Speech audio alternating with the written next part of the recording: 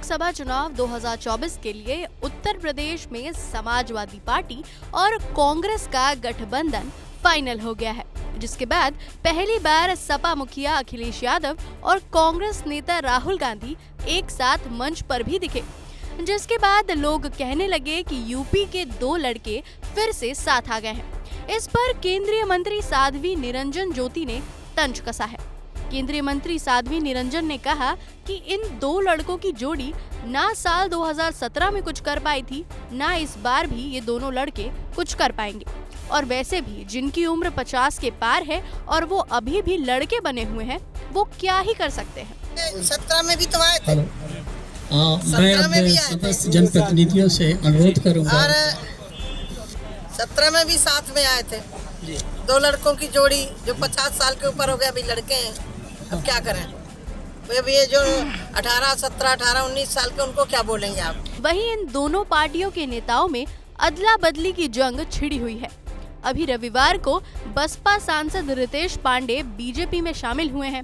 इस पर उन्होंने कहा कि इस बार राज्यसभा में बीजेपी की 19 सीटें आएंगी, क्योंकि विपक्ष के कारनामे बोलते थे और हमारा काम बोलता है।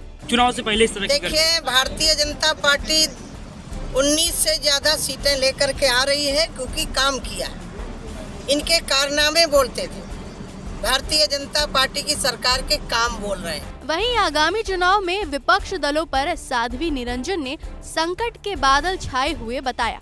कहा कि जो प्रदेश में और देश में 10 साल लूट मची थी और उसमें जो भी ये विपक्षी नेता शामिल थे, अब इनकी जेबें खाली होती जा रही हैं। संकट तो विपक्षियों के ऊपर है, जो लूट मची थी, चाहे प्रदेश का पैसा हो, चाहे पूरे भारत का पैसा हो। 10 साल जो लूट हुई है, उसमें समाजवादी पार्टी भी शामिल रही है। अब बेचारे क्या करें, जेब खाली हो रही है, जनता को सुविधाएं बढ़ रही हैं। इसके साथ ही यूपी सिपाही भर्ती पेपर लीक मामले पर केंद्रीय मंत्री साध्वी निरंजन ज्योति ने योगी सरकार को बधाई दी।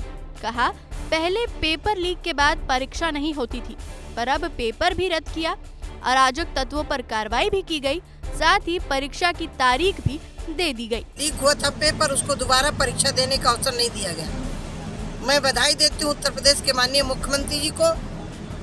जिन्होंने ये हरकत की, उनके ऊपर कार्रवाई भी की है और अगली परीक्षा की तारीख भी दे दी है।